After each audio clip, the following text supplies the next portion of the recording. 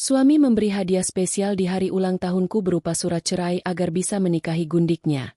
Saat itu juga kubongkar semua keburukan suami, melakukan hal kotor di kantor, dan langsung dipecat dari kerjaannya. Sebelum lanjut ke cerita selanjutnya, yuk subscribe dan like. Absen dulu di kolom komen ya ah. Hari itu, matahari pagi menyapa lembut melalui tirai tipis jendela kamarku. Udara masih segar. Meski samar-samar aku bisa mendengar suara motor dan mobil yang melintas di jalan depan rumah. Aku membuka mata perlahan, lalu menoleh pada kalender kecil yang tergantung di dinding. Angka merah melingkar rapi di sana, tanggal ulang tahunku. Senyum kecil terbit di bibirku. Aku menarik napas panjang, lalu berbisik pada diri sendiri. Hari ini pasti akan jadi hari yang indah. Aku segera bangkit, menata ranjang, lalu menuju dapur. Aroma kopi hangat langsung memenuhi ruangan begitu aku menyalakan mesin pembuat kopi. Kebiasaan kecilku setiap pagi, tapi hari ini rasanya lebih spesial. Aku mengenakan gaun sederhana warna biru muda, warna favorit Raka, suamiku. Meski sudah 5 tahun menikah, aku masih sering ingin terlihat cantik di depannya, apalagi di hari penting seperti ini. Raka adalah tipe pria yang serius bekerja. Tapi di balik wajah dinginnya ia dulu dikenal romantis. Aku masih ingat ulang tahunku 2 tahun lalu. Ia pulang membawa sebuket bunga mawar putih, bunga kesukaanku, dan sebuah kalung mungil berbentuk hati. Tahun lalu, ia mengajakku makan malam di restoran mewah yang sudah lama kuimpikan. Jadi, bagaimana mungkin aku tidak berharap sesuatu yang lebih indah tahun ini? Sambil menyiapkan sarapan, aku teringat betapa akhir-akhir ini Raka sering pulang larut malam. Ia selalu berdalih pekerjaan kantor menumpuk. Aku berusaha percaya, meski ada bagian kecil dalam hatiku yang mulai merasa curiga. Tapi pagi ini, aku memilih menyingkirkan semua keraguan itu. Hari ulang tahunku seharusnya penuh kebahagiaan. Aku ingin menyambutnya dengan hati yang bersih. Aku mengirim pesan singkat pada Raka. Sayang, jangan lupa ya hari ini tanggal spesial kita. Aku masak makanan favoritmu malam nanti. Tidak ada balasan. Aku tersenyum getir. Berpikir mungkin ia sedang sibuk di kantor. Siang hari, aku memutuskan pergi sebentar ke toko roti langgananku untuk membeli kue ulang tahun. Aku sengaja memilih kue berlapis coklat dengan hiasan stroberi segar di atasnya. Aku ingin malam nanti kami makan bersama, meniup lilin berdua, dan mungkin, siapa tahu ia akan memberiku hadiah yang sudah lama kuinginkan. Sebuah cincin kecil sebagai simbol bahwa cintanya masih utuh. Sesampainya di rumah, aku sibuk menata meja makan. Aku menyalakan lilin aroma vanila, mengatur piring dan gelas kristal yang jarang kugunakan, dan menaruh vas bunga di tengah meja. Semua terlihat begitu indah, setidaknya di mataku. Jam sudah menunjukkan pukul 7 malam ketika aku mendengar suara mobil memasuki halaman rumah. Jantungku berdebar. Senyumku otomatis merekah. Aku berdiri di depan pintu, menunggu Raka masuk. Namun yang kutemui adalah wajahnya yang dingin, tanpa sedikit pun tanda-tanda kehangatan. Ia tidak membawa bunga, tidak membawa kado. Hanya sebuah tas kerja yang tampak lebih berat dari biasanya. Selamat ulang tahun, katanya datar, tanpa senyum. Aku mencoba mengabaikan nada suaranya. Terima kasih, sayang. Aku sudah siapkan makan malam spesial untuk kita. Kamu pasti lapar kan? Raka tidak menjawab. Ia hanya meletakkan tasnya di sofa, lalu merogoh sesuatu dari dalam jaketnya. Sebuah amplop putih. Ia mengulurkannya padaku dengan wajah yang tetap dingin. Nih, ini hadiah ulang tahunmu. Aku tertegun.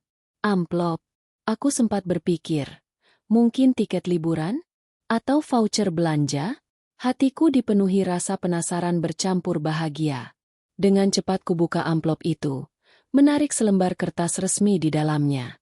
Dan saat mataku membaca baris pertama, darahku serasa berhenti mengalir. Surat gugatan cerai. Tanganku bergetar hebat. Suara di kepalaku bergema. Berulang-ulang membaca tulisan itu. Aku menoleh ke arahnya, mencari jawaban. Raka, apa ini? Wajahnya tetap datar, bahkan sedikit lega. Itu hadiah ulang tahunmu dariku. Aku ingin kita bercerai. Aku terdiam. Rasanya seperti ada palu goda menghantam kepalaku. Jantungku mencelos. Tubuhku lemas. Apa maksudmu? Kita sudah menikah 5 tahun.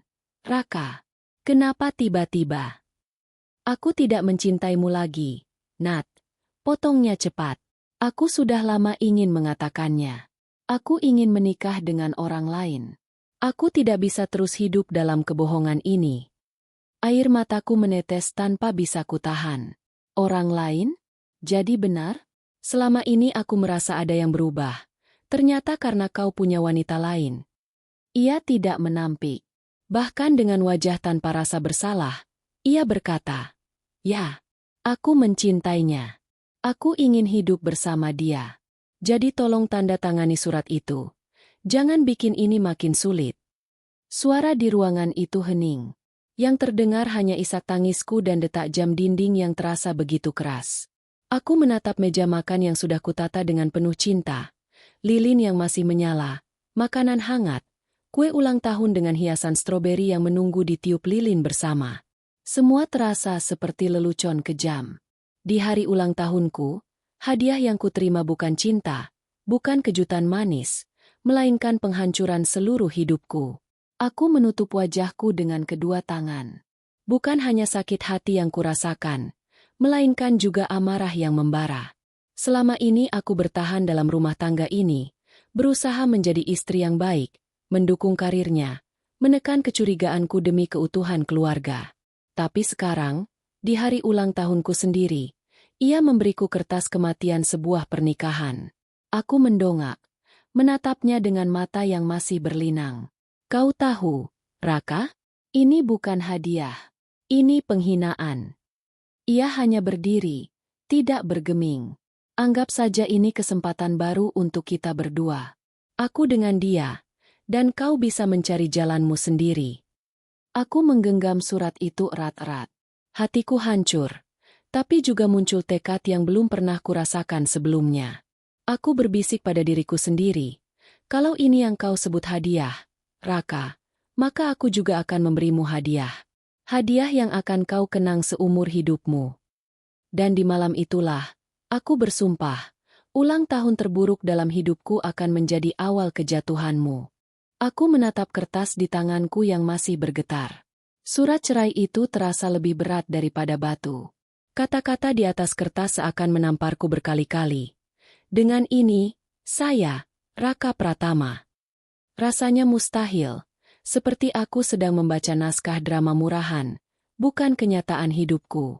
Namun tatapan Raka membuat semuanya menjadi nyata. Tatapan itu bukan tatapan seorang suami yang pernah mencintaiku. Bukan tatapan pria yang dulu menatapku di pelaminan dengan mata berbinar. Yang kulihat kini hanyalah wajah dingin tanpa nurani. Raka, suaraku parau, hampir tak terdengar. Kau yakin ini yang kau mau? Ia menghela napas panjang, lalu duduk di kursi seberangku. Ia tidak menyentuh makanan yang kupersiapkan, bahkan tidak melirik sedikit pun pada kue ulang tahunku yang masih menunggu di meja. Ya, Nat, aku sudah memikirkannya lama. Aku ingin jujur pada diriku sendiri dan padamu. Aku mencintai orang lain, dan aku ingin menikahinya. Kata-katanya terasa seperti pisau yang menusuk lambungku, perlahan tapi pasti. Aku memeluk diriku sendiri, seakan itu bisa menahan sakit yang menggerogoti dada. Siapa dia? Tanyaku akhirnya, dengan suara bergetar. Wanita yang kau pilih dibandingkan aku? Wanita yang membuatmu tega menghancurkan rumah tangga kita di hari ulang tahunku. Raka menatapku sekilas, lalu mengalihkan pandangan. Namanya Dina. Dia bekerja di kantorku. Kami sudah lama bersama. Nat. Aku merasa hidupku lebih berarti dengannya. Dia memahami aku, mendukung aku, dan aku ingin masa depanku bersamanya. Dina. Nama itu berputar-putar di kepalaku, seperti gema yang menyakitkan. Jadi benar, selama ini aku tidak salah. Semua lembur palsu, semua panggilan telepon yang ia jawab dengan suara menurun, semua pulang larut malam dengan alasan pekerjaan, semuanya ternyata untuk wanita itu. Air mataku jatuh satu persatu, membasahi kertas surat cerai di tanganku. Aku meremasnya erat, lalu menatapnya dengan mata yang dipenuhi amarah. Bagaimana bisa kau berkata seperti itu? 5 tahun pernikahan kita, Raka. 5 tahun aku menunggu, mendukungmu, menahan rindu saat kau sibuk bekerja. Aku menyingkirkan mimpiku demi mendukung kariermu. Dan balasanmu? Surat cerai di hari ulang tahunku. Raka berdiri, suaranya meninggi. Jangan menyalahkanku, Nat. Kau tahu, pernikahan kita sudah hambar. Kau terlalu sibuk dengan duniamu, rumahmu, perasaanmu. Aku butuh seseorang yang bisa membuatku merasa hidup kembali, dan itu bukan kau. Aku terhenyak. Kata-kata itu seperti racun. Aku sibuk dengan duniaku, padahal aku yang menunggu di rumah setiap malam, memasakkan makanan, merapikan bajunya, merawat rumah ini agar tetap nyaman untuknya. Aku yang selalu menunda mimpiku membuka usaha butik karena ia bilang, fokus saja jadi istri. Kalau aku tidak bisa membuatmu merasa hidup, kenapa dulu kau menikahiku? Tanyaku lirih, hampir putus asa. Ia mengangkat bahu acuh. Karena dulu aku pikir kau yang terbaik. Tapi orang berubah. Nat, aku berubah. Kau juga harus belajar menerima kenyataan. Aku menatapnya lama, mencoba mencari secuil saja wajah pria yang kucintai dulu. Tapi aku hanya melihat sosok asing di depanku. Pria yang tidak lagi punya hati. Dan kau ingin aku menandatangani surat ini begitu saja? Melepaskanmu dengan sukarela ke pelukan wanita lain? Tanyaku, suaraku kali ini mengandung api. Ya, jawabnya tanpa ragu. Buat apa mempertahankan sesuatu yang sudah mati? Aku terdiam. Dadaku sesak. Tapi dalam hatiku, ada sesuatu yang berubah. Rasa sakit itu perlahan bercampur dengan sesuatu yang lebih gelap. Tekad. Aku menatapnya tajam. Mata kami bertemu dalam perang dingin. Baiklah, Raka. Kalau itu maumu, aku akan memberimu sesuatu yang tak pernah kau bayangkan. Kau pikir hadiahmu sudah mengejutkanku? Kau belum tahu apa arti hadiah sebenarnya. Raka mengerutkan dahi. Tapi aku tidak peduli. Aku berdiri, menyingkirkan kursiku hingga berderit keras. Aku melangkah ke kamar, menutup pintu dengan keras, dan membiarkan tangisku pecah di sana. Malam itu aku menangis sepuasnya. Tangisku bukan hanya untuk cinta yang hilang, tetapi juga untuk harga diriku yang diinjak-injak. Aku menangis untuk semua tahun yang kuberikan padanya, untuk semua impian yang kukubur demi kebahagiaan suamiku. Tapi di sela-sela tangisan, pikiranku bekerja. Aku teringat akan semua bukti yang selama ini kusimpan. Semua kebusukan Raka yang kutemukan tapi kututup rapat. Karena dulu aku masih ingin menyelamatkan rumah tangga kami. Di laptopku, ada folder tersembunyi berisi rekaman suara, foto, bahkan dokumen-dokumen perusahaan tempat Raka bekerja. Bukti bagaimana ia memanipulasi proyek, bagaimana ia menyelewengkan dana, dan bagaimana hubungannya dengan Dina tidak hanya menghancurkan rumah tangga kami, tapi juga mencoreng nama baik kantornya. Aku menatap layar laptop yang bersinar dalam gelap kamar.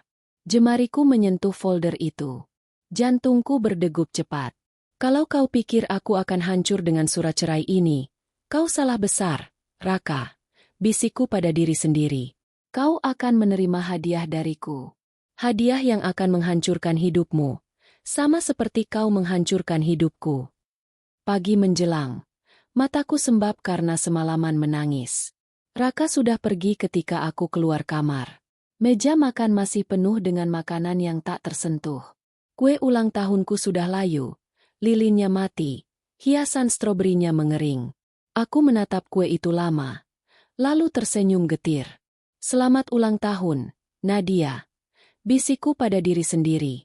Hari ulang tahun terburukmu akan menjadi hari lahirnya dirimu yang baru.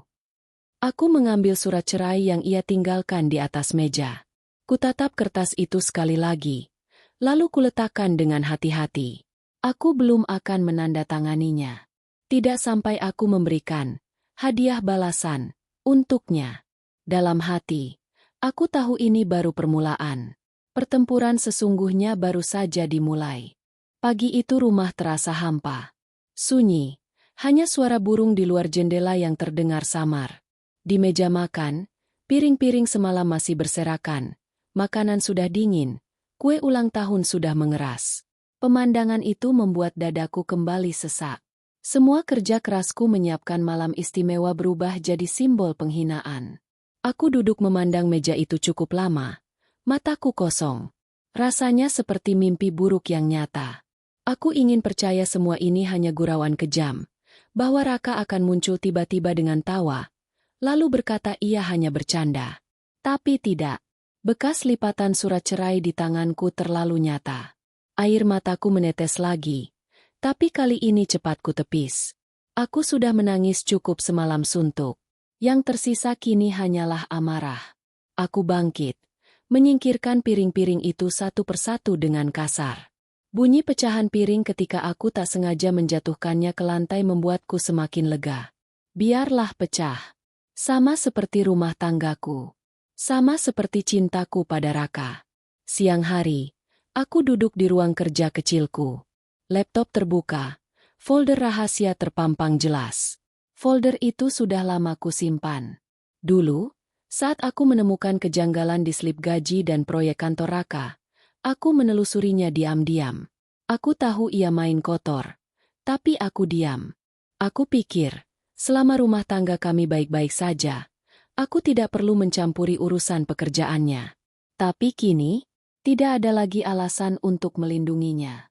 Aku membuka satu persatu file. Ada bukti transfer ke rekening tak dikenal. Jelas-jelas bukan rekening perusahaan. Ada foto Raka dengan Dina, bergandengan tangan di luar kota saat dinas. Ada rekaman telepon samar-samar. Percakapan mesra yang dulu membuatku menangis berhari-hari saat pertama kali ku dengar. Aku menatap layar itu dengan perasaan campur aduk. Sakit, ya. Tapi juga ada kepuasan tersendiri. Aku punya senjata. Senjata untuk menjatuhkannya. Sore harinya, Raka pulang. Kali ini tanpa basa-basi, tanpa pura-pura hangat. Ia masuk rumah, menaruh tas, lalu langsung ke kamar mandi. Aku menunggunya di ruang tamu, duduk dengan wajah dingin. Saat ia keluar, aku langsung membuka percakapan. Raka, kita perlu bicara. Ia menatapku sebentar, lalu menghela napas. Tentang apa lagi? Aku sudah jelas semalam. Aku ingin kita bercerai. Aku mengangkat alis. Kau pikir aku akan menandatangani surat itu begitu saja? Ia berdecak. Jangan memperumit keadaan. Nat, kau tahu sendiri, tidak ada gunanya kita bertahan. Aku menahan amarahku, lalu mengeluarkan ponsel. Kuputar rekaman suara dari folder rahasia itu. Suara Raka terdengar jelas. Din, aku janji segera ceraikan Nadia. Sabar ya, sayang. Sebentar lagi kita bisa bebas. Wajah Raka langsung tegang. Ia melangkah cepat ke arahku, mencoba merebut ponsel itu. Tapi aku lebih dulu mematikannya dan menyimpannya di saku. Kau kira aku tidak tahu semua permainanmu? Aku tahu kau berselingkuh. Aku tahu kau menggelapkan uang perusahaan. Dan aku punya semua buktinya. Ucapku dingin. Setiap kata terdengar seperti peluru. Raka terdiam. Sekilas kulihat wajahnya memucat. Tapi ia cepat menutupi kepanikan itu dengan tawa mengejek. Kau kira perusahaan akan percaya sama omongan istri yang sakit hati? Jangan konyol. Nat, kau tidak akan berani. Aku menatapnya tajam. Cobalah aku. Ruangan itu hening. Kami berdua saling menatap, seperti dua musuh yang siap saling menjatuhkan. Raka akhirnya menghela napas panjang, lalu duduk di sofa dengan wajah kesal. Apa sebenarnya maumu? Tanyanya. Aku menggenggam tanganku erat-erat, menahan gejolak di dada. Aku ingin kau tahu, Raka. Kau tidak bisa seenaknya memperlakukan aku seperti ini.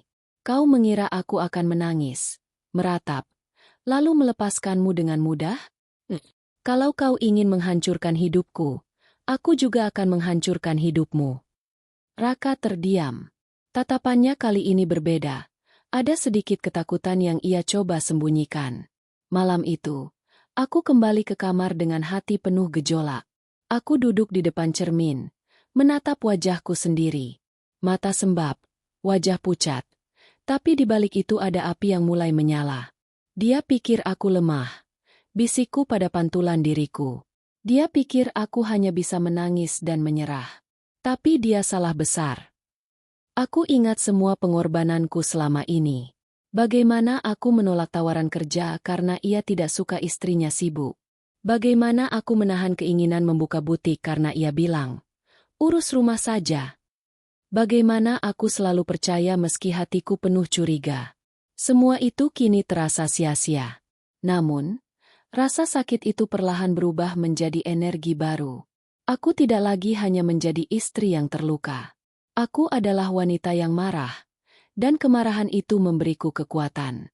Aku kembali membuka laptop, menuliskan catatan demi catatan. Strategi mulai terbentuk di kepalaku. Aku tidak akan gegabah. Aku harus menunggu momen yang tepat, pukulan yang telak, agar Raka benar-benar jatuh. Keesokan harinya, aku sengaja menghubungi sahabatku, Maya. Ia adalah teman kuliah yang masih sering berhubungan denganku. Maya selalu tahu saat aku sedang bermasalah. Kami bertemu di sebuah kafe kecil. Saat aku menceritakan semuanya, Maya terperangah.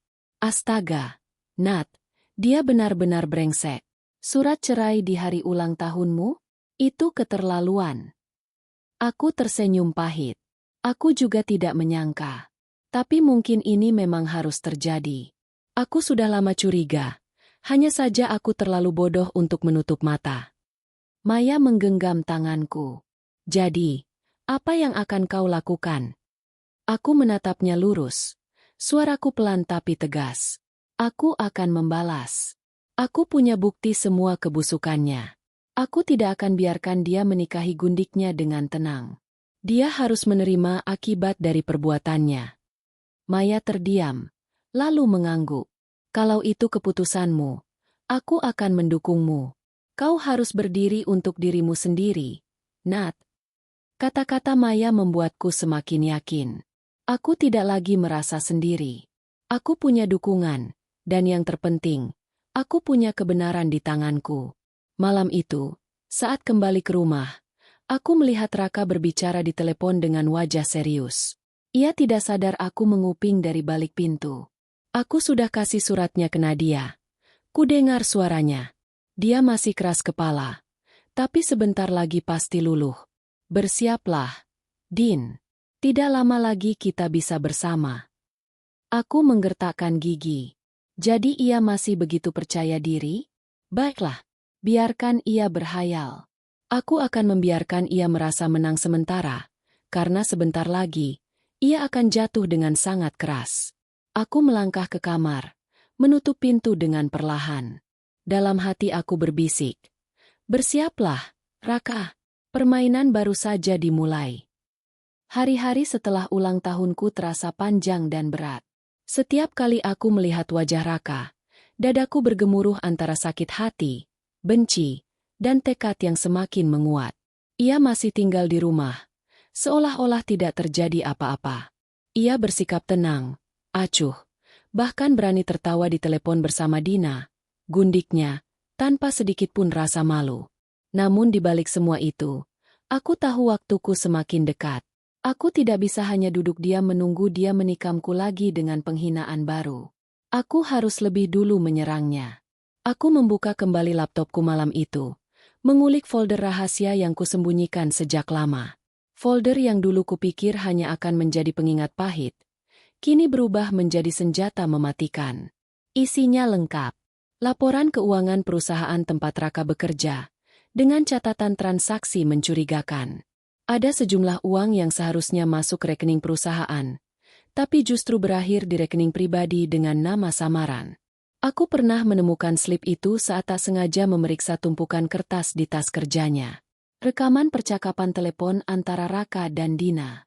Aku sengaja merekam ketika ia berbicara di rumah tanpa menyadari aku menyalakan perekam. Dalam rekaman itu jelas terdengar bagaimana mereka membicarakan proyek fiktif yang digunakan untuk menutupi dana selingkuh mereka. Foto-foto, bukti visual yang tak terbantahkan. Raka dan Dina bergandengan tangan di luar kota saat dinas, makan malam romantis di restoran hotel, bahkan masuk ke apartemen bersama. Semua itu kukumpulkan diam-diam dengan bantuan seorang kenalan Maya yang bekerja di bidang fotografi investigasi. Email rahasia yang berhasil kuakses. Suatu kali, Raka lupa logout email kantornya di laptop rumah. Aku sempat membaca beberapa surat elektronik berisi instruksi manipulasi angka laporan. Aku menyalinnya, menyimpannya baik-baik. Saat semua bukti itu kutata, aku sadar satu hal, aku punya cukup amunisi untuk menghancurkan karir dan reputasinya. Esok harinya, aku memutuskan pergi ke kantor Raka. Gedung itu menjulang megah di pusat kota. Kaca-kacanya berkilau diterpa matahari. Aku mengenakan pakaian rapi, gaun sederhana dengan blazer hitam, mencoba menutupi gugup yang merayapi tubuhku. Di resepsionis, aku memperkenalkan diri sebagai istri Raka. Petugas dengan sopan memintaku menunggu. Setelah beberapa menit, aku dipersilakan masuk. Aku melangkah ke ruang rapat besar, di mana beberapa pimpinan perusahaan sedang mengadakan pertemuan mingguan. Saat aku mengetuk pintu dan masuk, semua mata langsung tertuju padaku. Termasuk Raka, yang wajahnya langsung pucat saat melihatku berdiri di sana dengan map tebal di tangan. "Permisi," kataku tegas, menahan gemetar di suaraku. "Saya Nadia, istri Raka. Saya punya sesuatu yang harus didengar oleh semua orang di ruangan ini." Ruangan itu hening. Bos besar, Pak Surya, seorang pria parubaya dengan wajah tegas, menoleh ke arah Raka. "Apa maksudnya ini, Raka?" Raka berdiri terburu-buru. "Pak, jangan dengarkan dia. Dia hanya emosional. Saya bisa jelaskan." Aku memotong cepat. "Emosional? Tidak, Pak. Saya membawa bukti. Bukti bahwa suami saya bukan hanya berselingkuh dengan bawahannya, tapi juga melakukan kecurangan besar dalam keuangan perusahaan ini." Ruangan seketika bergemuruh. Semua direktur saling pandang. Beberapa berbisik. Wajah Raka semakin pucat. Keringatnya menetes meski pendingin ruangan cukup dingin. Aku membuka map, mengeluarkan lembaran-lembaran kertas, lalu meletakkannya di meja rapat. Ini laporan keuangan yang sudah dimanipulasi. Ada dana proyek yang dialihkan ke rekening pribadi. Dan ini, aku menunjukkan sebuah flash disk kecil. Rekaman suara Raka dengan selingkuhannya, membicarakan proyek fiktif untuk menutupi penggelapan. Pak Surya mengambil kertas itu, menatap tajam pada Raka. "Apa ini benar?" Raka tergagap. "Pak, ini fitnah. Dia hanya dendam karena saya ingin menceraikannya." Aku tersenyum miris. "Kalau Bapak merasa itu fitnah, silakan putar rekaman ini." Aku menyalakan perekam di ponselku. Suara Raka terdengar jelas di seluruh ruangan. "Din, kita harus cepat cairkan dana itu. Aku sudah siapkan rekeningnya. Jangan sampai atasan tahu." Semua orang terdiam. Wajah Raka benar-benar pucat pasi. Dina, yang ternyata juga ada di ruang rapat sebagai staf bagian keuangan, langsung menunduk dalam-dalam, wajahnya merah padam. Pak Surya menatap Raka dengan sorot mata penuh kekecewaan. "Raka, saya sudah mempercayaimu selama bertahun-tahun. Kau adalah manajer keuangan di perusahaan ini. Dan sekarang aku dengar dengan telingaku sendiri kau menyalahgunakan jabatanmu." "Pak, saya bisa jelaskan." Suara Raka bergetar, panik. Tapi aku tidak berhenti. Aku mengeluarkan foto-foto yang sudah kusiapkan. Dan ini bukti hubungan gelapnya dengan bawahan. Hubungan tidak profesional yang melibatkan manipulasi dana perusahaan untuk kepentingan pribadi. Aku meletakkan foto itu di meja. Semua mata menatap. Beberapa bergumam dengan nada terkejut. Dina menutup wajahnya. Tidak berani menatap siapapun. Pak Surya menghela napas berat. Lalu berkata tegas. "Cukup. Semua bukti ini jelas. Mulai hari ini, Raka, kau dipecat dengan tidak hormat. Kami juga akan menyerahkan kasus ini pada pihak berwajib. Kau sudah mencoreng nama perusahaan." Raka terhuyung. Wajahnya pucat pasi. Ia menoleh ke arahku dengan mata penuh kebencian, tapi juga ketakutan. "Nadia, Kau berani menjatuhkan aku seperti ini? Aku menatapnya dengan dingin. Kau pikir aku akan diam setelah kau memberiku surat cerai di hari ulang tahunku? Kau salah besar, Raka. Ini hadiah ulang tahunku darimu, dan ini hadiah ulang tahunmu dariku. Ruangan itu hening. Semua orang menatapku, sebagian dengan rasa kagum, sebagian lagi dengan rasa iba. Tapi aku tidak peduli. Yang penting, aku sudah menyalakan api yang akan membakar habis semua kebusukan Raka. Saat keluar dari gedung itu, langkahku terasa ringan. Untuk pertama kalinya sejak hari ulang tahunku, aku merasa menang. Aku bukan lagi wanita yang hanya menangis di kamar. Aku berdiri tegak, menatap dunia dengan kepala tegak. Di belakangku, aku tahu hidup Raka sedang runtuh. Karirnya habis, reputasinya hancur, dan rencananya menikahi Dina tidak lagi semudah yang ia bayangkan. Dan aku, Nadia, baru saja membuka babak baru dalam hidupku, babak balas dendam dan kebebasan. Sejak hari aku membongkar semua kebusukan Raka di kantornya, suasana rumah berubah drastis. Raka pulang dengan wajah muram, langkahnya berat, dan aura amarah yang menekan seluruh isi rumah. Ia sudah resmi dipecat dengan tidak hormat, dan kabar buruk itu dengan cepat menyebar ke telinga kolega, tetangga, bahkan keluarga. Namun, bukannya merasa bersalah atau meminta maaf, Raka justru semakin membenciku. Ia menganggap aku biang kerok dari kehancurannya. Setiap kali matanya menatapku, sorot itu seperti api yang ingin membakar. Suatu malam, saat kami duduk di ruang tamu, pertengkaran besar meledak. "Apa kau puas sekarang?" bentaknya. Suaranya lantang menggema di dinding rumah. "Karierku hancur. Semua orang mencibirku.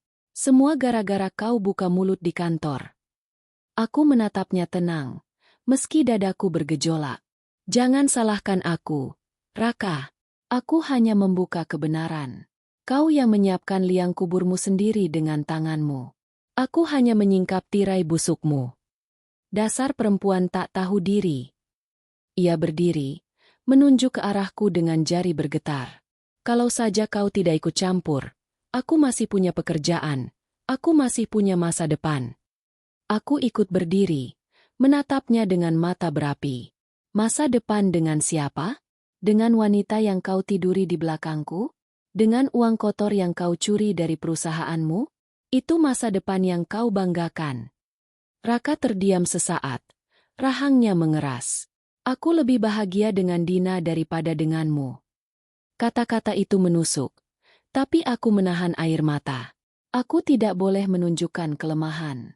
"Bahagia? Kau pikir Dina akan bertahan setelah semua orang tahu aibmu?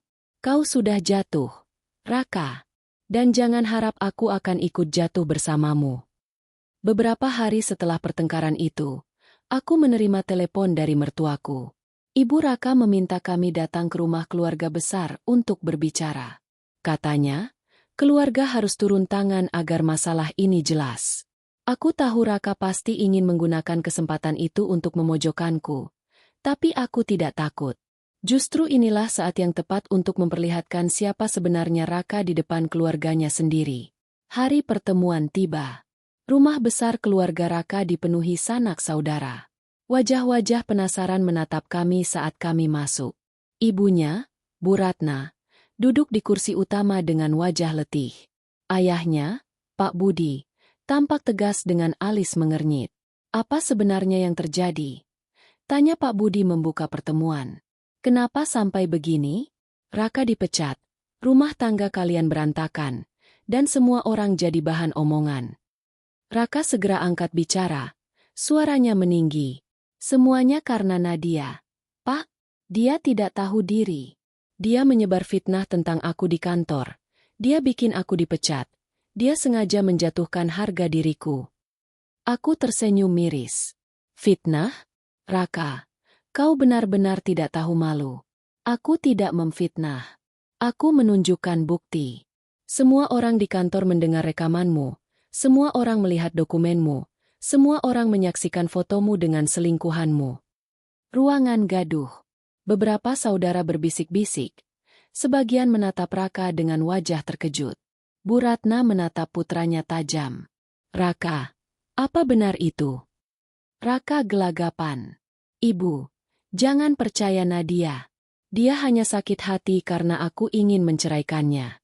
Aku memang ingin hidup dengan Dina, karena aku tidak bahagia dengan Nadia. Itu saja masalahnya. Aku menarik napas panjang, lalu berdiri. Aku mengeluarkan ponsel dari tas, membuka rekaman suara yang sama yang pernah kuputar di kantor. Ruangan itu hening ketika suara Raka terdengar jelas. Din, aku sudah siapkan rekeningnya. Uang dari proyek itu bisa kita pakai. Jangan khawatir, istriku tidak tahu apa-apa. Semua wajah menegang. Pak Budi menatap putranya dengan sorot marah yang jarang kulihat. Astaga, Raka, jadi benar kau menggelapkan uang? Kau bukan hanya mempermalukan keluargamu, tapi juga menghancurkan nama baik kita. Ibu, ayah, dengarkan aku. Raka mencoba membela diri, tapi suaranya tenggelam oleh gumaman kecewa para saudara. Aku melangkah maju, berdiri di tengah ruangan. Inilah Raka, suami yang kalian banggakan. Memberi istrinya hadiah ulang tahun berupa surat cerai agar bisa menikahi selingkuhannya. Dan sekarang mencoba menutupi kejahatan yang sudah nyata. Aku tidak ingin lagi jadi korban. Aku tidak akan lagi diam. Air mataku mengalir. Tapi kali ini bukan karena lemah. Itu air mata kelegaan. Semua orang akhirnya melihat wajah asli Raka. Bu Ratna menangis, menutupi wajahnya dengan tangan. Astaga, Raka, kenapa kau jadi seperti ini? Pak Budi berdiri. Suaranya bergetar menahan amarah. Kau bukan hanya mempermalukan dirimu, tapi juga kami sebagai orang tuamu.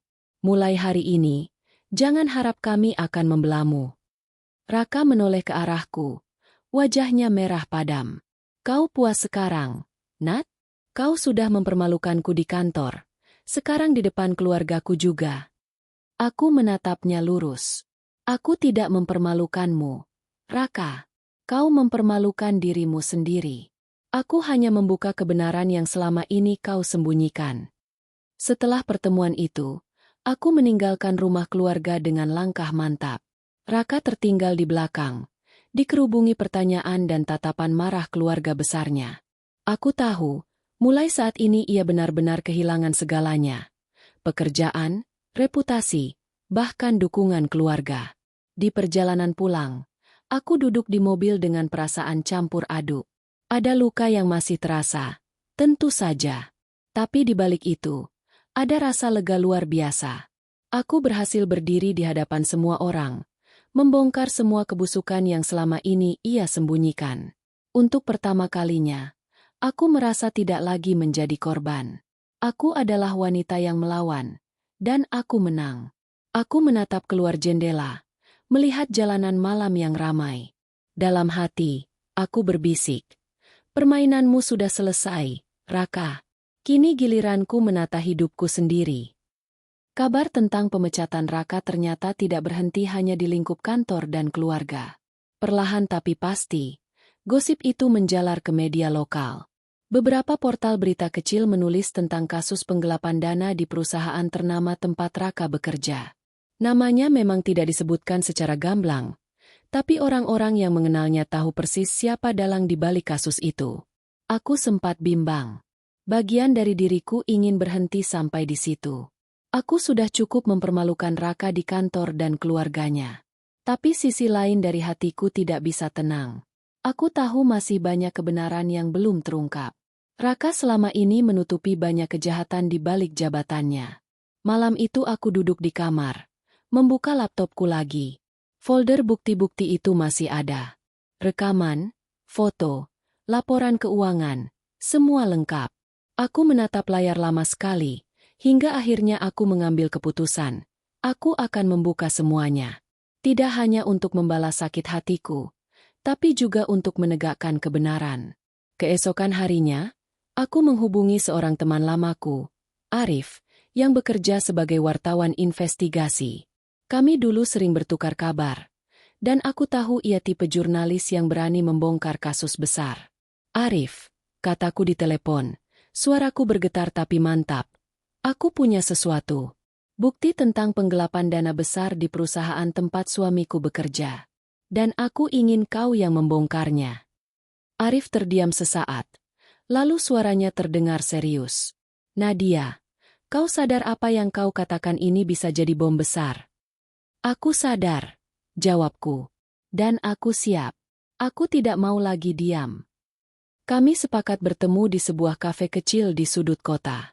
Aku membawa flash disk berisi semua bukti. Saat menyerahkannya pada Arif, tanganku sempat gemetar, tapi mataku menatapnya penuh keyakinan. Aku tahu ini bisa jadi berbahaya, kataku. Tapi aku tidak peduli. Aku sudah kehilangan segalanya. Aku hanya ingin kebenaran muncul ke permukaan. Arif mengangguk. Kalau semua ini benar, Raka bukan hanya akan kehilangan pekerjaannya. Dia bisa masuk penjara. Aku menarik napas dalam. Biarlah. Dia sudah mengurungku dalam neraka selama bertahun-tahun. Sekarang biar dia merasakan akibatnya sendiri. Beberapa minggu kemudian, media diguncang dengan berita besar. Artikel investigasi Arif diterbitkan dengan judul mencolok, skandal dana perusahaan, proyek besar yang syarat manipulasi. Meskipun nama Raka baru disebut sebagai mantan pejabat perusahaan X, semua orang yang pernah mengenalnya tahu siapa yang dimaksud. Artikel itu memuat data lengkap, rekaman suara, hingga foto-foto pertemuannya dengan Dina. Berita itu menyebar cepat. Televisi lokal menyorot kasus itu. Media sosial ramai membicarakannya. Nama Raka menjadi bahan olokan, bahan hujatan, bahkan bahan meme di dunia maya. Aku duduk di ruang tamu, menonton berita itu di televisi. Wajahku bercampur antara lega dan getir. Aku tahu aku baru saja membuka pintu besar yang akan mengubah segalanya. Tak lama kemudian, telepon rumah berdering. Aku mengangkatnya. Suara di seberang membuat jantungku berdegup kencang. Polisi. Nyonya Nadia. Suara itu formal. Kami ingin meminta keterangan Anda terkait kasus yang menimpa suami Anda. Apakah Anda bersedia datang ke kantor kami besok pagi? Aku menelan ludah. Inilah saatnya. Tentu, Pak. Saya akan datang. Keesokan paginya aku duduk di ruang penyidik. Mereka menanyakan bagaimana aku mendapatkan bukti-bukti itu. Aku menjawab dengan jujur, bahwa aku menemukannya sendiri selama bertahun-tahun hidup bersama Raka. Bahwa aku menyimpan semuanya. Awalnya untuk menyelamatkan rumah tangga, tapi akhirnya untuk membuka kebenaran. Para penyidik mencatat semua keteranganku. Di wajah mereka, aku bisa melihat keseriusan sekaligus kekaguman. Salah satu dari mereka berkata, "Nyonya, kalau semua yang Anda berikan ini valid, suami Anda bisa dikenai hukuman berat. Anda sadar konsekuensinya?" Aku mengangguk mantap. Saya sadar, Pak, dan saya siap. Sementara itu, Raka semakin terpojok. Aku mendengar kabar bahwa ia sudah beberapa kali mencoba menghubungi Dina, tapi wanita itu menghilang. Dina rupanya tidak siap menanggung malu bersama Raka. Ia pergi begitu saja, meninggalkan Raka sendirian menghadapi badai. Kabar lain datang. Beberapa mantan rekan kerja Raka juga ikut memberikan kesaksian. Mereka yang dulu diam karena takut, kini berani bicara setelah artikel itu keluar. Raka benar-benar sendirian. Malam itu, ia pulang ke rumah dengan wajah kusut, matanya merah, bajunya kusut. Ia tampak seperti pria yang hancur. "Nat," suaranya parau, memelas. "Kenapa kau tega melakukan semua ini padaku?" Aku menatapnya dingin. "Tega? Aku hanya membuka kebenaran. Raka, kau yang melakukan semua ini pada dirimu sendiri. Tanpa aku, kau bukan siapa-siapa," teriaknya tiba-tiba. Amarah kembali menguasainya. "Aku yang memberimu hidup enak selama ini." Aku berdiri, mendekatinya, menatap matanya dengan sorot tajam. Hidup enak? Hidup penuh kebohongan, penghinaan, dan pengkhianatan? Aku lebih baik miskin tapi merdeka, daripada kaya tapi hidup di bawah kakimu. Raka terdiam. Untuk pertama kalinya aku melihat ketakutan di matanya. Hari demi hari berlalu. Kasus itu semakin besar. Polisi resmi mengumumkan bahwa mereka sedang menyelidiki Raka atas dugaan penggelapan dana. Wajahnya terpampang di media, bukan lagi sebagai sosok terhormat, tapi sebagai penjahat berdasi. Aku tahu, perjalananku belum selesai. Tapi satu hal yang jelas, aku sudah keluar dari bayang-bayangnya. Aku sudah berdiri di panggung kebenaran, dan aku tidak akan pernah mundur lagi. Malam itu, aku berdiri di balkon rumah, menatap langit penuh bintang. Angin malam berhembus lembut, seolah membisikkan harapan baru. Terima kasih, Tuhan. Bisikku. Aku mungkin kehilangan suami, tapi aku menemukan kembali diriku sendiri. Dan itu jauh lebih berharga. Pagi itu, udara terasa lebih dingin dari biasanya. Aku baru saja selesai menyiapkan sarapan sederhana ketika terdengar suara ketukan keras di pintu. Aku membuka pintu, dan di hadapanku berdiri dua orang polisi berseragam. Selamat pagi, Bu Nadia. Apakah Bapak Raka Pratama ada di rumah? Aku menelan ludah. Jantungku berdetak cepat. Ada, Pak. Ada apa ya? Mohon maaf. Kami membawa surat perintah penangkapan atas dugaan penggelapan dana perusahaan. Kami harus membawa beliau ke kantor polisi untuk pemeriksaan lebih lanjut. Aku terdiam sejenak, lalu mengangguk. Silakan masuk, Pak. Raka yang baru turun dari tangga langsung terkejut melihat polisi. Wajahnya pucat. Apa? Apa ini? Kalian tidak bisa seenaknya menuduh saya. Salah satu polisi menunjukkan surat resmi. Kami punya bukti dan saksi. Bapak Raka Pratama, Anda harus ikut dengan kami. Raka menoleh ke arahku. Sorot matanya penuh kebencian. Ini ulahmu, Nat. Kau yang menjebak aku. Kau puas melihat aku diperlakukan seperti penjahat. Aku menatapnya datar. Aku tidak menjebakmu, Raka. Kau sendiri yang menjerumuskan dirimu ke dalam lubang ini. Polisi kemudian menggiringnya keluar. Para tetangga yang sudah mendengar kabar berkerumun di depan rumah. Mereka berbisik-bisik, sebagian mencibir, sebagian menatap iba. Raka menundukkan kepala, tapi tak bisa menyembunyikan wajahnya dari tatapan orang-orang. Untuk pertama kalinya, aku melihatnya benar-benar kalah. Hari-hari berikutnya dipenuhi berita tentang Raka. Televisi, koran, hingga media sosial terus mengulas kasusnya. Ia ditahan untuk pemeriksaan, dan dari kabar yang kudengar, bukti-bukti yang kuberikan semakin menjeratnya. Beberapa rekan kerjanya yang dulu dekat dengannya kini maju sebagai saksi. Dina, wanita yang dulu dielu-elukan Raka sebagai cinta sejati, ternyata tidak setia. Begitu Raka jatuh, ia menghilang. Kabar burung mengatakan Dina pergi keluar kota. Bahkan ada yang bilang ia sudah bersama pria lain. Aku bisa membayangkan bagaimana perasaan Raka saat tahu Dina meninggalkannya. Pria yang dulu begitu sombong, yang merasa dunia ada di genggamannya, kini kehilangan segalanya. Pekerjaan, reputasi, keluarga, dan kekasih gelapnya. Suatu sore, aku mendapat panggilan dari pengacara yang ditunjuk keluarganya. Bu Nadia, katanya, Raka ingin bertemu dengan Anda di tahanan. Apakah Anda bersedia? Hatiku campur aduk. Sebagian dari diriku ingin menolak. Apa gunanya bertemu dengannya lagi? Tapi bagian lain merasa aku harus menutup semua ini dengan caraku sendiri. Maka aku mengiyakan. Keesokan harinya aku pergi ke rumah tahanan. Ruangan itu suram, dengan bau anyir besi dan dinding lembab. Aku duduk di kursi besi, menunggu. Tak lama kemudian, Raka masuk dengan tangan terborgol. Wajahnya kusut, rambutnya acak-acakan, matanya sayu. Aku hampir tidak mengenalinya. Nat, suaranya parau, hampir berbisik. Kenapa kau lakukan ini padaku? Aku menatapnya tanpa emosi. Aku tidak melakukan apa-apa. Raka, kau yang melakukan semua ini. Aku hanya membuka kedokmu. Ia menunduk, bahunya bergetar. Aku kehilangan segalanya. Dina pergi, pekerjaanku hancur. Bahkan keluargaku sendiri tidak mau menemuiku. Aku sendirian. Nat, kau puas? Ada secuil rasa iba di hatiku, Tapi segera ku tepis. Aku teringat semua luka yang ia berikan. Semua malam ketika aku menangis sendirian. Semua penghinaan, semua pengkhianatan. Aku tidak pernah meminta semua ini terjadi. Raka, kataku pelan tapi tegas. Kau yang memilih jalan ini.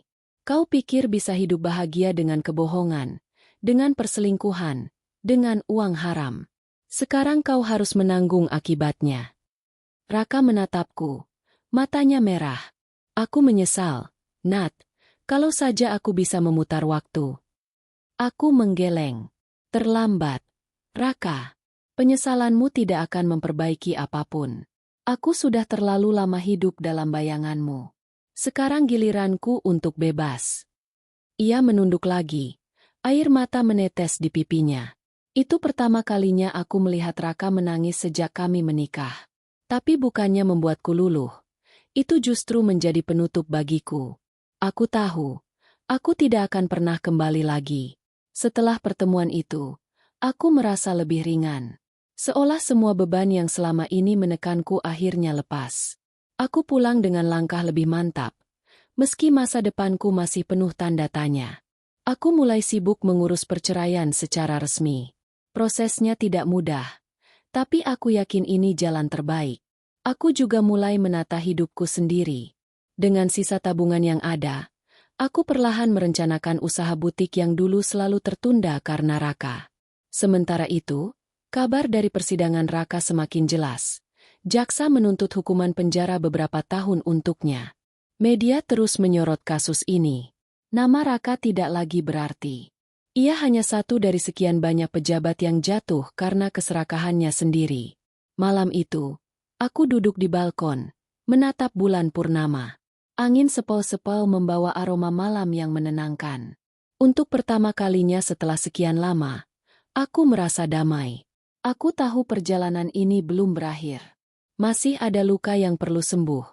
Masih ada jalan panjang yang harus kutempuh sendirian. Tapi aku juga tahu satu hal. Aku tidak lagi takut. Aku sudah berdiri tegak, menghadapi badai, dan keluar sebagai pemenang. Sementara di balik jeruji, Raka merasakan kehancuran yang dulu ia rancang untukku. Dan itu adalah keadilan yang paling manis. Hari-hari setelah penangkapan Raka berjalan dengan ritme baru. Untuk pertama kalinya setelah bertahun-tahun, rumah terasa tenang. Tidak ada lagi suara bentakan, tidak ada lagi pintu dibanting keras, tidak ada lagi tatapan sinis yang menusuk setiap kali aku salah mengucapkan kata. Hanya ada aku, kesunyian, dan kesempatan untuk menata hidup. Awalnya, kesepian itu terasa asing. Aku terbiasa dengan kehadiran Raka, meski sering menyakitkan. Malam-malam pertama aku sering terbangun, menatap ke sisi ranjang yang kosong. Tapi seiring berjalannya waktu, aku mulai menyadari, kesepian lebih indah daripada hidup dalam penjara batin. Suatu pagi, aku membuka lemari dan menemukan tumpukan kain yang sudah lama ku beli tapi tak pernah ku sentuh. Dulu aku bermimpi membuka butik sederhana, menjual pakaian rancangan sendiri. Namun, mimpiku selalu kutunda karena Raka bilang, "Tidak usah repot, fokus saja jadi istri. Biar aku yang bekerja." Aku mengelus kain-kain itu, lalu tersenyum kecil. Mungkin inilah saatnya, bisikku pada diri sendiri. Hari itu juga, aku menghubungi sahabat lamaku, Lila, yang memiliki usaha konveksi kecil. Kami bertemu di kafe, dan aku menceritakan niatku membuka butik. "Nat, aku sudah menunggu saat ini," kata Lila sambil menggenggam tanganku. "Aku tahu dari dulu kamu punya bakat desain. Kau cuma butuh keberanian untuk memulai." Aku tertawa kecil, mata sedikit berkaca-kaca. Aku pikir aku kehilangan segalanya. Tapi ternyata, aku masih punya mimpi yang menunggu untuk diwujudkan. Lila menatapku hangat. "Bukan cuma mimpi, Nat. Kau juga punya aku. Kita bisa kerja sama. Aku urus produksinya. Kamu fokus desain. Deal?" Aku mengangguk mantap. Deal. Hari-hari berikutnya penuh dengan kesibukan baru. Aku mulai menggambar sketsa, memilih kain, berdiskusi dengan Lila soal model dan pasar. Tanganku sibuk, tapi hatiku bahagia. Ada energi baru yang mengalir setiap kali aku mencoret-coret kertas desain. Aku juga belajar memasarkan lewat media sosial. Foto-foto rancangan pertamaku kuposting di Instagram, dan responnya mengejutkan. Banyak yang tertarik, terutama dari teman-teman lama yang tahu aku dulu pernah bercita-cita jadi desainer. Pesanan pertama datang tak lama kemudian. Hanya beberapa potong baju sederhana, tapi rasanya seperti pencapaian besar. Aku menangis haru saat menerima pembayaran pertamaku. Rasanya seperti aku menemukan kembali diriku yang hilang. Sementara itu, kabar tentang Raka makin tenggelam. Media sudah bosan menyorotnya, dan kini lebih sibuk dengan kasus-kasus baru. Bagiku, itu pertanda bahwa dunia sudah tidak lagi berputar di sekelilingnya. Aku sendiri mulai dikenal sebagai wanita tangguh. Beberapa tetangga yang dulu hanya berbisik kini sering datang, menawarkan dukungan. Bahkan ada yang memuji keberanianku melawan suami sendiri. Namun, tidak semua orang mendukung. Ada juga yang mencibir di belakangku, mengatakan aku tega, bahwa seharusnya seorang istri mendukung suami apapun kesalahannya. Tapi aku tidak peduli. Aku tahu aku melakukan hal yang benar. Suatu sore, aku mendapat undangan dari sebuah komunitas wanita untuk menjadi pembicara. Mereka ingin aku berbagi kisah tentang keberanian menghadapi toksik mariage dan bangkit setelah perceraian. Awalnya aku ragu. Aku bukan pembicara. Aku bukan siapa-siapa. Tapi Lila mendorongku. Nat, ceritamu bisa jadi inspirasi. Banyak wanita di luar sana yang butuh tahu kalau mereka juga bisa kuat seperti kamu. Akhirnya aku setuju. Hari acara tiba. Aku berdiri di depan puluhan wanita yang menatapku penuh perhatian. Tanganku sempat gemetar, tapi begitu aku mulai bicara, kata-kata mengalir begitu saja. Aku pernah merasa hidupku berakhir saat suamiku memberikan hadiah ulang tahun berupa surat cerai. Aku merasa hancur, merasa tidak berharga. Tapi ternyata, itulah awal kebangkitanku. Aku belajar bahwa kebahagiaan tidak datang dari orang lain. Kebahagiaan harus kita bangun sendiri, dengan keberanian meninggalkan hal yang menyakiti kita. Ruangan hening, beberapa wanita menangis. Aku melihat mata mereka berbinar, dan untuk pertama kalinya aku merasa, luka yang kualami tidak sia-sia. Luka itu bisa jadi cahaya untuk orang lain. Setelah acara itu, aku menerima banyak pesan pribadi. Ada wanita yang curhat tentang suaminya yang kasar. Ada yang merasa terjebak dalam pernikahan tanpa cinta. Ada yang takut keluar dari hubungan beracun. Aku membalas satu persatu dengan kata-kata penyemangat. Aku tidak pernah menyangka, dari kehancuran rumah tanggaku, aku bisa menjadi sandaran bagi orang lain. Tapi ternyata, itulah makna kebangkitan. Dari reruntuhan, aku membangun sesuatu yang lebih indah. Malam itu, aku duduk di ruang tamu, menatap butik onlineku yang perlahan berkembang. Pesanan mulai meningkat. Bahkan ada yang datang dari luar kota. Aku tersenyum, lalu menutup laptop. Aku melirik ke arah foto lama di rak. Foto pernikahanku dengan Raka. Wajahku yang dulu penuh harapan. Dan wajahnya yang dulu penuh janji manis. Aku mengambil foto itu, menatapnya sekali lagi, lalu memasukkannya ke dalam laci. Terima kasih, Raka.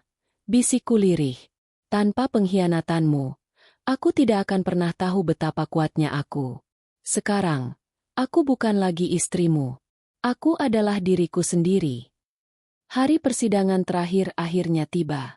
Setelah berminggu-minggu proses panjang, hakim memutuskan perceraian kami sah secara hukum.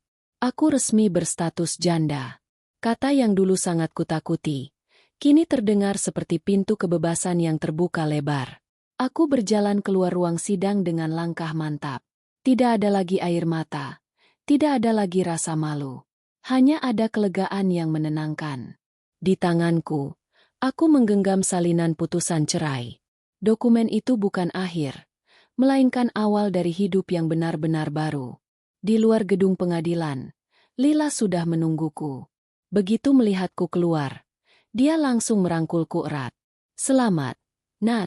Sekarang kamu resmi bebas. Aku menghela napas panjang, lalu tersenyum.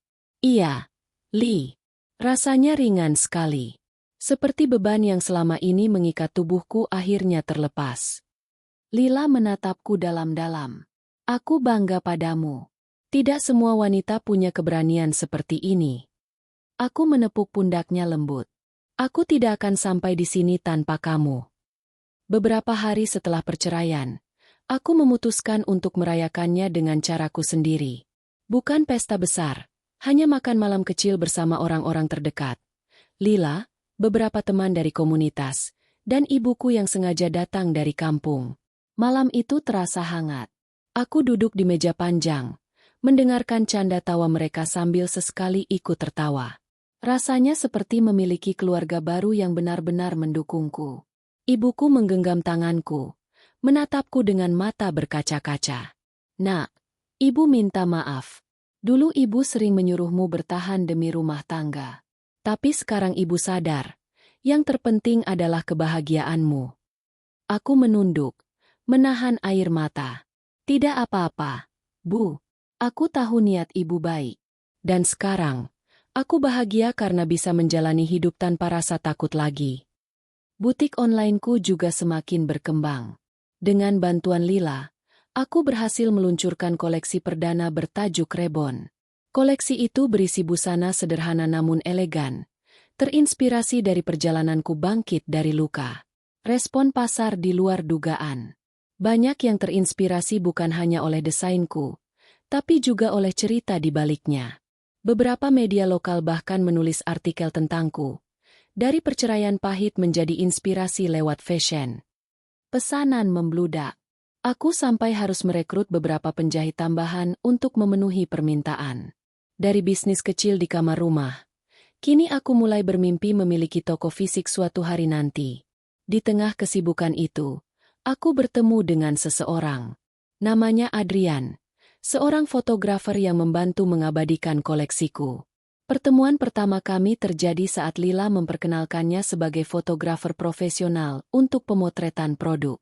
Adrian ramah, penuh senyum, dan punya sorot mata yang hangat. Saat sesi pemotretan, dia beberapa kali memberiku arahan. "Nat, coba berdiri di sini, biar kainnya jatuh lebih natural," katanya sambil mengatur pencahayaan. Aku menurut, meski sedikit canggung. Tapi hasil fotonya luar biasa. Busana yang kupakai terlihat jauh lebih hidup di balik lensa Adrian. Setelah sesi selesai, dia menatapku sambil tersenyum. "Kamu tidak hanya desainer yang berbakat, tapi juga model yang natural.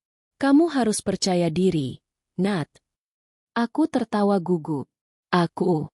Model? Aduh, jangan bercanda. Aku cuma ibu rumah tangga yang baru belajar merajut hidup." Adrian menatapku serius. "Justru itu yang membuatmu istimewa. Kamu nyata, bukan sekadar sosok di panggung. Itu yang orang-orang butuhkan sekarang, keaslian." Aku terdiam. Kata-katanya menancap di hati. Hari-hari berikutnya, kami semakin sering bertemu. Awalnya hanya soal pekerjaan, diskusi konsep foto, memilih lokasi pemotretan, membicarakan gaya busana. Tapi perlahan, percakapan kami melebar ke hal-hal pribadi.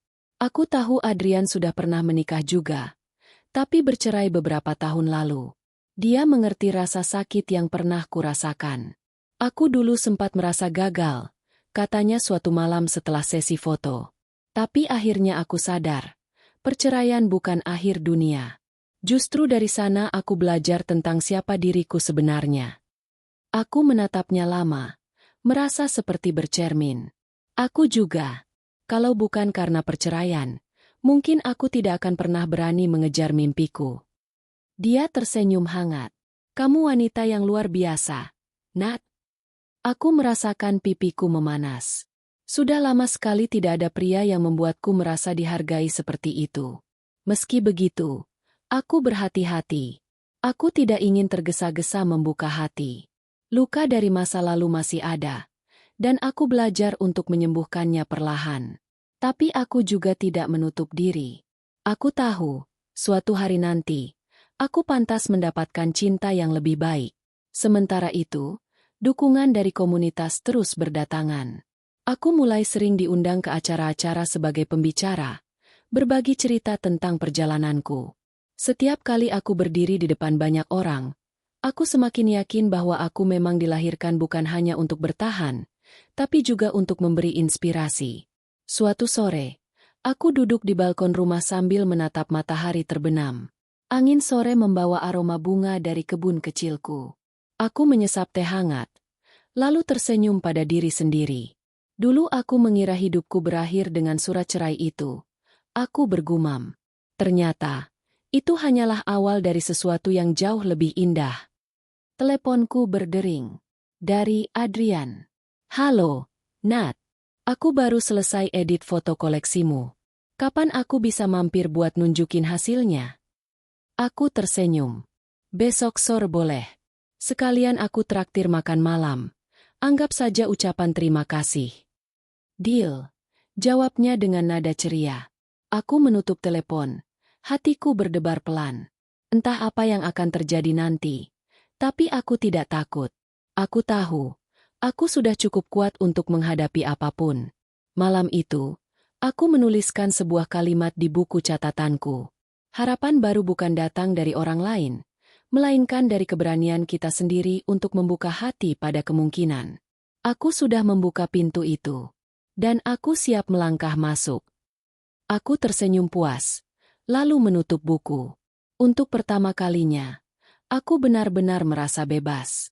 Pagi itu matahari bersinar lembut, menerobos tirai jendela dan menyinari ruang kerjaku yang dipenuhi gulungan kain, benang warna-warni, serta sketsa desain yang berserakan di meja. Butik kecilku, yang dulu hanya berupa toko daring, kini sudah menjelma menjadi butik nyata di sebuah ruko mungil di pusat kota. Aku menatap papan nama di depan butik, Nadia Atelier. Ada rasa hangat yang menjalar di dada. Semua ini, yang dulu hanya mimpi samar, kini nyata di depan mata. Hari pembukaan butik menjadi momen bersejarah. Banyak orang datang, termasuk pelanggan setia, komunitas wanita, juga teman-teman yang mendukungku selama ini. Lila berdiri di sampingku, tersenyum penuh kebanggaan. Aku bilangkan, kamu bisa sampai di sini, katanya sambil menepuk pundakku. Aku menatapnya dengan mata berkaca-kaca. Aku tidak akan bisa tanpa kamu, Li.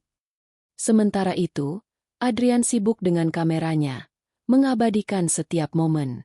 Dia bahkan menyiapkan video dokumenter singkat tentang perjalanan butikku, dari awal hingga kini. Saat diputar di layar proyektor kecil di dalam butik, banyak orang yang terharu. Aku melihat ke arah Adrian. Dia tersenyum, lalu mengacungkan jempol. Aku balas tersenyum. Merasa hatiku berdetak sedikit lebih cepat. Setelah acara selesai, aku berdiri di depan butik yang perlahan mulai sepi. Udara sore membawa aroma manis dari bunga yang ditata di pintu masuk. Adrian menghampiriku, menyodorkan kamera. Lihat ini, katanya sambil menunjukkan layar. Ada foto diriku yang sedang tersenyum di tengah keramaian. Mataku berbinar, wajahku terlihat begitu bahagia. Aku menatap layar itu lama, lalu berkata lirih. Aku hampir tidak mengenali diriku sendiri. Aku kelihatan, benar-benar hidup. Adrian menatapku lembut. Itu karena kamu memang hidup, Nat. Kamu tidak lagi terjebak dalam sangkar. Kamu bebas, dan itu terlihat jelas. Hatiku bergetar. Aku menoleh padanya, dan untuk sesaat, dunia di sekitarku seolah menghilang. Hanya ada aku dan dia.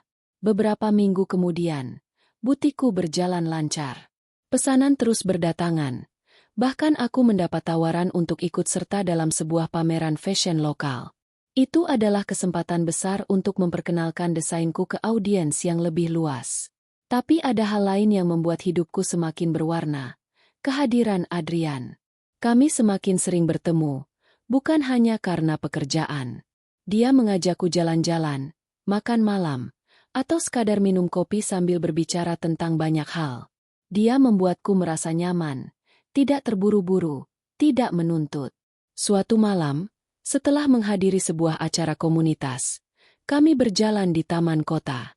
Lampu jalan memantulkan cahaya hangat, dan angin malam bertiup pelan. Nat, katanya tiba-tiba, suaranya serius. Aku tahu kamu baru saja melalui masa sulit. Aku tidak ingin menggantikan siapapun di hidupmu. Aku hanya ingin berjalan di sampingmu, jika kamu mengizinkan. Aku menoleh padanya. Jantungku berdebar. Adrian. Aku menarik napas dalam. Aku tidak mau tergesa-gesa. Tapi aku juga tidak mau menutup hati lagi. Aku ingin memberi kesempatan untuk diriku sendiri. Dan mungkin untuk kita. Senyumnya mengembang, hangat dan tulus. Itu sudah lebih dari cukup untukku. Hari-hari setelah itu penuh kebahagiaan sederhana. Aku mulai belajar bahwa cinta sejati bukan tentang janji manis atau hadiah mewah. Cinta sejati adalah tentang rasa aman, rasa dihargai, dan kebersamaan tanpa paksaan. Adrian tidak pernah mencoba mengaturku, tidak pernah meremehkan mimpiku. Sebaliknya, dia mendukung sepenuhnya. Saat aku lembur mengerjakan desain baru, dia sering mengantarkan kopi hangat. Saat aku gugup menjelang pameran fashion, dia menenangkanku dengan kata-kata sederhana. Kamu bisa, Nat. Aku percaya padamu.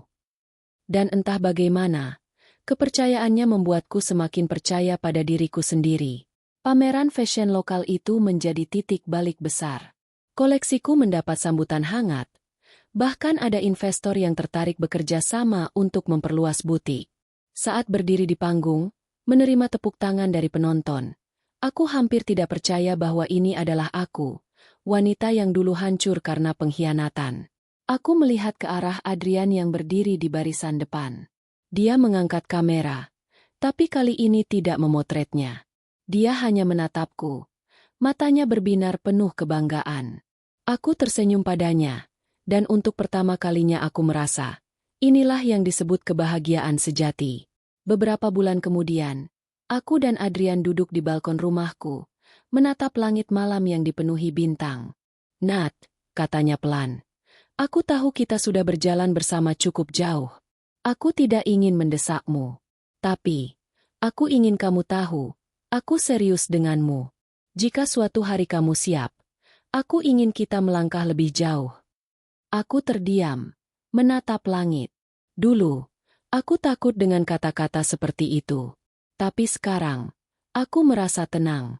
Aku tahu, apapun yang kupilih, itu akan jadi keputusanku sendiri, bukan paksaan orang lain. Aku menoleh padanya, tersenyum lembut. Aku tidak tahu kapan aku akan siap. Tapi aku tahu satu hal, aku bahagia bersamamu. Dan itu cukup untuk saat ini. Adrian menggenggam tanganku, hangat dan meyakinkan. Itu juga cukup untukku. Malam itu aku menulis di buku catatanku. Dulu aku mendapat hadiah ulang tahun berupa surat cerai. Hadiah yang terasa seperti kutukan. Tapi ternyata itu adalah berkah tersembunyi. Dari sana aku belajar bangkit, menemukan diriku sendiri, membangun mimpi, dan akhirnya, menemukan cinta yang layak kuperjuangkan. Aku menutup buku itu dengan senyum. Hidupku memang tidak sempurna. Luka masa lalu masih ada. Tapi tidak lagi mendefinisikan siapa aku. Aku adalah Nadia, wanita yang pernah jatuh, tapi memilih untuk bangkit. Dan kali ini, aku bangkit bukan untuk orang lain, melainkan untuk diriku sendiri. Dan di sisiku, ada orang yang mau berjalan bersama, bukan mendahului atau mengatur langkahku. Itulah akhir yang membahagiakan bagiku. Bukan dongeng tentang pangeran dan putri. Bukan kisah tentang istana megah. Melainkan cerita tentang keberanian, kebebasan, dan cinta yang tumbuh dari luka.